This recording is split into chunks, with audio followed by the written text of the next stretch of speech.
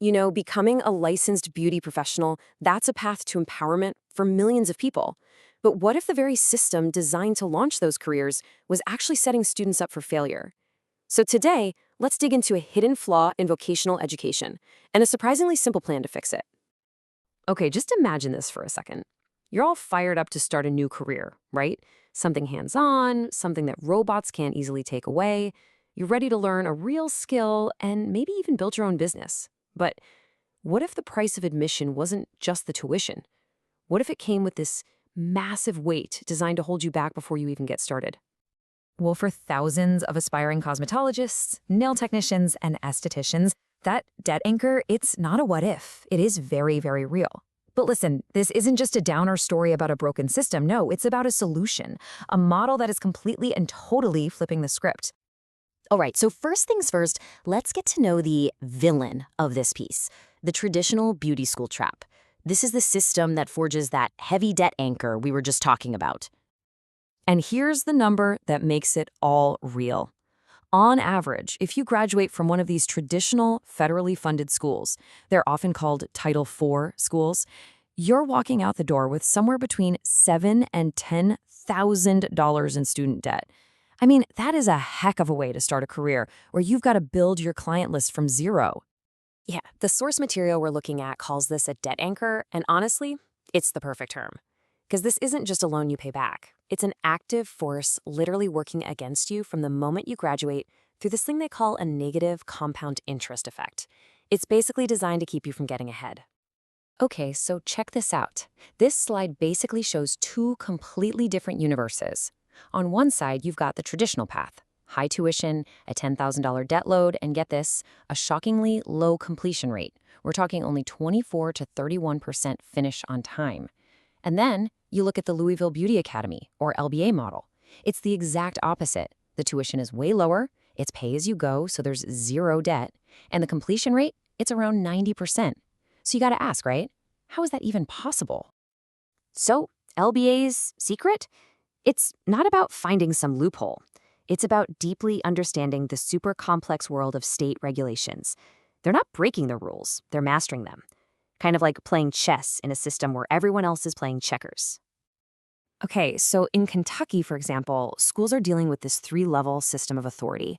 At the very top, you have the statutes. Think of these as the bedrock, the core laws passed by the legislature. Underneath that, you've got regulations, which are the nitty-gritty rules of how to enforce those laws. And at the bottom, there's guidance, which is really just clarifying memos, not actual law. So LBA's brilliant move was to build their entire model to comply with the top-level stuff, the statutes. That way, they protect their students from all the little changes and whims of the lower-level rules.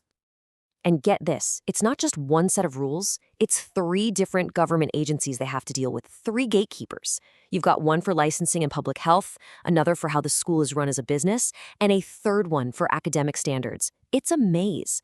But the key here is that they figured out how to navigate it, how to satisfy all 3, and that proves you can innovate, even in a field that's totally tangled up in red tape.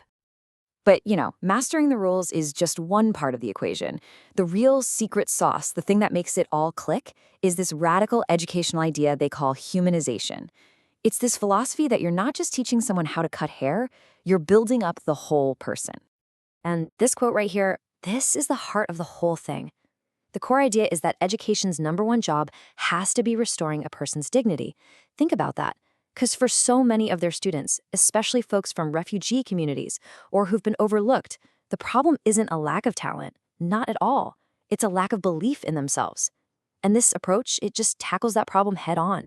So how do you actually build that belief? Well, here's where it gets really interesting. You let them fail, a lot. It's called the fail fast approach, and it just completely flips the old way of teaching on its head.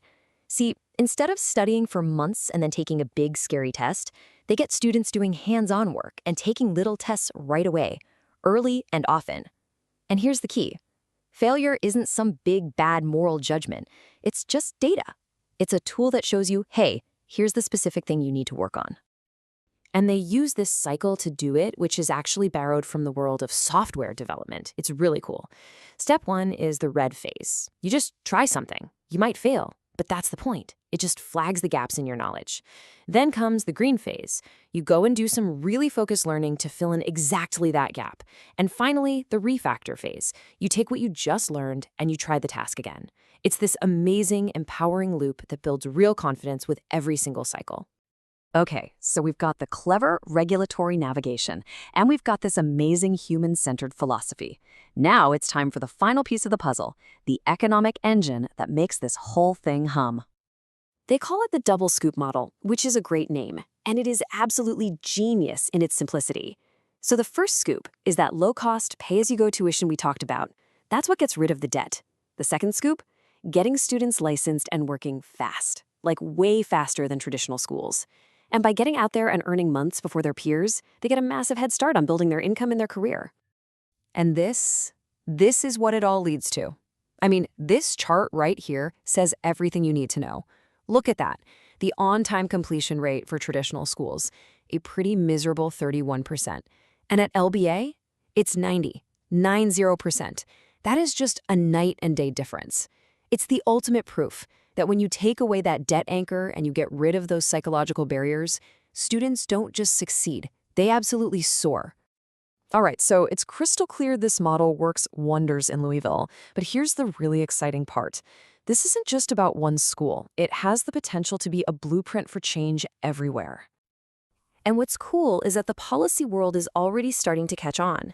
Just in the last couple of years, Kentucky's passed a bunch of laws that are moving in this direction. They've made it easier for military families to get licensed, they sped up exam retakes, and they've even legalized mobile salons. It's all about more flexibility and getting people to work faster. And listen, this isn't just happening in Kentucky. It's part of a much bigger national trend. You can see it all over the country. States are really starting to rethink these old, rigid rules. California's slashed its required hours by a massive 600 hours. States like Minnesota and Utah created lighter permits for services that are lower risk. It just shows that leaders everywhere are realizing that the old way was holding people back.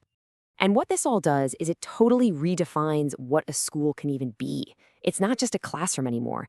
It becomes this central hub, a bridge, really, what some policymakers are calling an authorized workforce intermediary. It's the thing that connects the dots between government funding, what employers actually need, and the individual worker. And that brings us to the ultimate vision here. It's pretty powerful. In this vision, a beauty professional isn't just someone who provides a service.